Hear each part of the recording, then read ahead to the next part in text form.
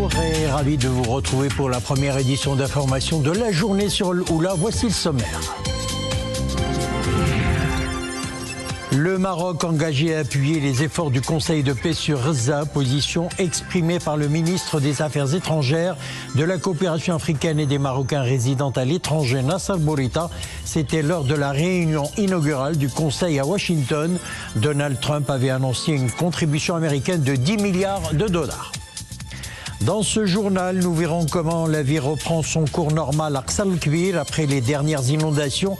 En ces premiers jours de Ramadan, rues et boulevards retrouvent leurs passants et leurs automobilistes. Marchés et commerces retrouvent leur dynamisme.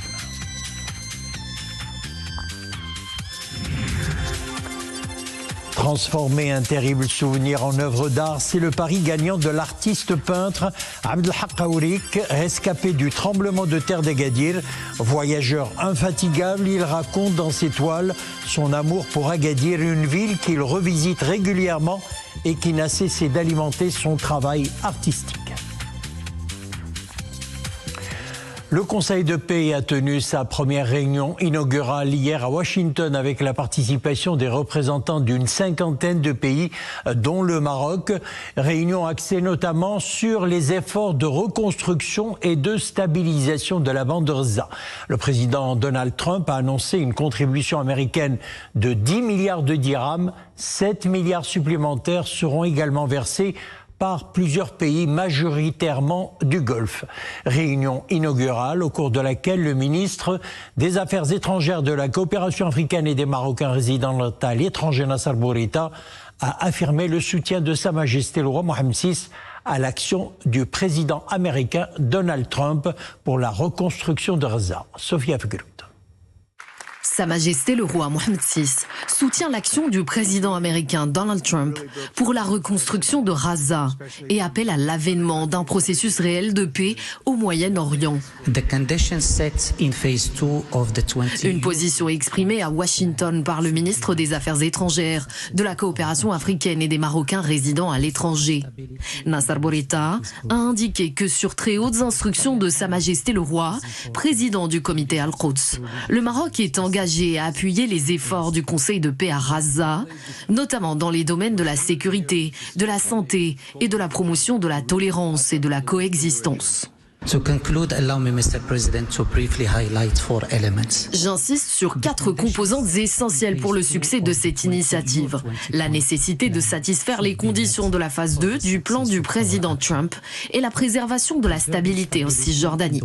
Il est essentiel aussi d'assurer l'appropriation par les Palestiniens à travers leurs institutions légitimes. Enfin, la stabilisation et la reconstruction de Gaza permettront le lancement d'un processus réel de paix sur la base de la solution à 2 États. Thank you. Nassar Bourita a par ailleurs relevé que le plan du président Trump pour la paix à Gaza a permis d'obtenir un cessez-le-feu, de mettre fin à une guerre tragique, de sauver des vies et d'élaborer une approche pragmatique et tournée vers l'avenir pour la reconstruction de l'enclave palestinienne. Cette réunion inaugurale du Conseil de paix a connu la participation des chefs d'État et de gouvernement et les ministres des Affaires étrangères de près d'une cinquantaine de pays. Sur fond de débat autour de son fonctionnement, le Conseil national de la presse est en passe d'être restructuré. Des amendements ont été apportés dans le projet de loi portant réorganisation du CNP, tenant compte des observations de la Cour constitutionnelle. C'est ce qu'a indiqué le ministre de la Jeunesse, de la Culture et de la Communication. Les modifications concernent notamment la suppression de 2 membres parmi les éditeurs sages, l'instauration d'au moins un siège réservé aux femmes au sein de chaque organisation professionnelle, ainsi que l'adoption d'un système de représentation proportionnelle dans la répartition des sièges. Le texte vise à assurer la continuité des missions d'autorégulation du Conseil et à donner effet juridique à la décision de la Cour constitutionnelle. Un début de Ramadan sous le signe du retour pour les habitants de Qasr el-Kbir. La vie a pleinement repris son cours normal après les inondations, reprise de l'activité économique et sociale. Marché et commerce retrouvent leur dynamisme. Voyons le reportage. Il est signé Hamza Al-Khadr, Younes Laouni et Zakaria Moukimbil. Petit à petit, la vie reprend son cours normal à Qasr el-Kbir. En ces premiers jours de Ramadan, rues et boulevards sont de nouveau réinvestis par les passants et les voitures. Progressivement, l'activité économique et commerciale reprend. De retour chez eux, les habitants font leur marché et les étals sont bien fournis. Tout se passe bien pour l'instant. La situation s'est nettement appréciée par rapport à la période d'avant les crues. Aujourd'hui, avec l'amélioration des conditions climatiques, les fruits et légumes sont disponibles en plus grande quantité. Tout est rentré dans l'ordre. L'offre en fruits et légumes est largement suffisante. Les marchands ont repris leurs activités. C'est un vrai retour à la normale. Il y a une grande variété de produits alimentaires. Avec notre retour à Qasr el-Kbir, nous poursuivons nos préparatifs pour le mois sacré, en concoctant les recettes qui accompagnent le mois de jeûne. Les fruits et légumes frais sont parmi les denrées les plus demandées. Poissons et autres produits alimentaires ont également la cote. Une offre importante qui reflète le bon fonctionnement des chaînes d'approvisionnement et des circuits de distribution. L'offre est suffisante. Pour les fruits, nous vendons pommes, mangues, avocats et kakis. Les prix sont convenables. Nous avons été soutenus durant la période des crues. De retour à Qasr el-Kbir, la mobilisation continue. Les autorités locales font le nécessaire pour nous venir en aide. Cette année, le Ramadan à Qasr el-Kbir semble quasi identique à ceux des années passées. Après avoir dû quitter leur maison, les habitants retrouvent leur quotidien d'avant les crues, dans une ambiance de sérénité et d'espoir. Hajj 1448 de l'Hégire, le tirage au sort pour déterminer les listes définitives pour l'accomplissement du pèlerinage se déroulera du lundi 2 au vendredi 13 mars 2026. L'annonce a été faite par le ministère des Habous et des Affaires islamiques. L'opération de tirage au sort aura lieu au niveau des Qaïdas et provinces du Royaume pour la liste des candidats encadrés par le ministère et au niveau des préfectures pour la liste des candidats encadrés par les agences de voyage. L'actualité à l'étranger, d'abord cet ultimatum lancé par Donald Trump à l'Iran. Le président américain a indiqué se donner 10 à 15 jours pour décider si un accord avec l'Iran est possible ou s'il recourt au contraire à la force contre Téhéran. Nous devrons peut-être aller plus loin ou peut-être pas. Nous allons peut-être conclure un accord, a-t-il dit. Les États-Unis et l'Iran ont mené 2 séances de discussion indirectes, d'abord à Oman, puis en Suisse. Elles n'ont pas semblé déboucher sur un rapprochement sensible des positions.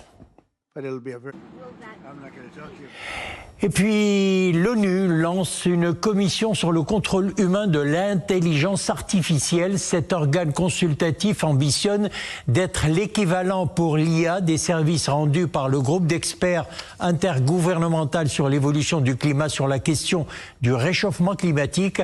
Le secrétaire général des Nations Unies, Antonio Guterres, a souhaité moins de battage et moins de peur autour de l'intelligence artificielle.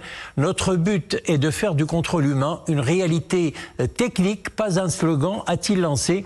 Des dizaines de dirigeants, de ministres et de patrons de la tech ont participé au sommet pour l'action sur l'intelligence artificielle à New Delhi, en Inde. Triste journée à Hollywood. Eric Dane, acteur de Grey's Anatomy, est décédé à l'âge de 53 ans après une lutte courageuse contre la maladie de Charcot. Eric Dane, né à San Francisco, a fait ses débuts à la télévision en 1991 dans un épisode de la série Sauvé par le Gong.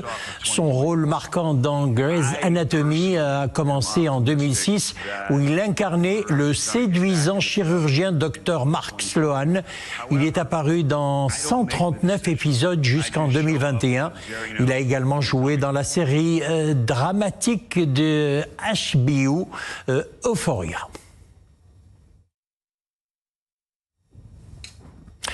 Retour au Maroc et Partons à la découverte d'un univers artistique singulier. Artiste peintre originaire d'Agadir, Abdallah Aourik présente une sélection de ses œuvres plastiques dans sa ville natale. Survivant du séisme du 29 février 1960, il raconte dans ses œuvres son amour pour Agadir, une ville qu'il revisite régulièrement et qui n'a cessé d'alimenter son travail artistique. Amin Sharqawi, Hajib Taimek et Zakaria Mouqimbillah. Tout dans les œuvres picturales de Abdallah Aourik semble ramener à Agadir sa ville d'origine. Né en 1946, le jeune Abdallah est un rescapé du séisme de 1960. Devenu par la suite artiste peintre, ses tableaux donnent à voir des paysages de la cité balnéaire, son littoral, ses montagnes et sa population. Il peint des pêcheurs d'Imsouane, des femmes berbères et des nomades du désert. Mais pour l'artiste, le souvenir du séisme d'Agadir est toujours aussi fort. Et puis après, nous les enfants, on nous a mis dans un coin,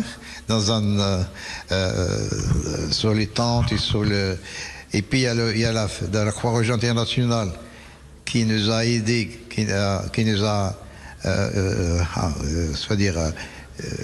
secourus aussi, mais aussi qui nous a organisé le voyage pour la Belgique. Après la tragédie, Abdallah Aourik est adopté par une famille en Belgique. Il y poursuivra sa scolarité avant de passer par plusieurs pays européens et se former aux arts plastiques en Allemagne. L'artiste Gadiri ne cesse de cultiver sa passion pour les voyages. Ses périples vont le mener notamment à l'Himalaya. Passionné par l'histoire et l'identité culturelle du Maroc, il y consacre une bonne partie de son travail. Je suis revenu au Maroc en 1972 où j'ai exposé la première exposition hommage à Agadir et au Gadiri. Et tous les 4 années, je rends toujours un hommage à cette ville. Pour Abdallah Aourik, la transmission est un devoir. En retraçant le patrimoine amazigh, il veut garder la trace de l'habitat et des traditions et documenter le présent pour bien construire le futur. Voilà, c'est la fin de notre édition. Merci de nous avoir suivis. L'info, c'est dans quelques instants. Ce sera le JT en espagnol. À demain, 13h30.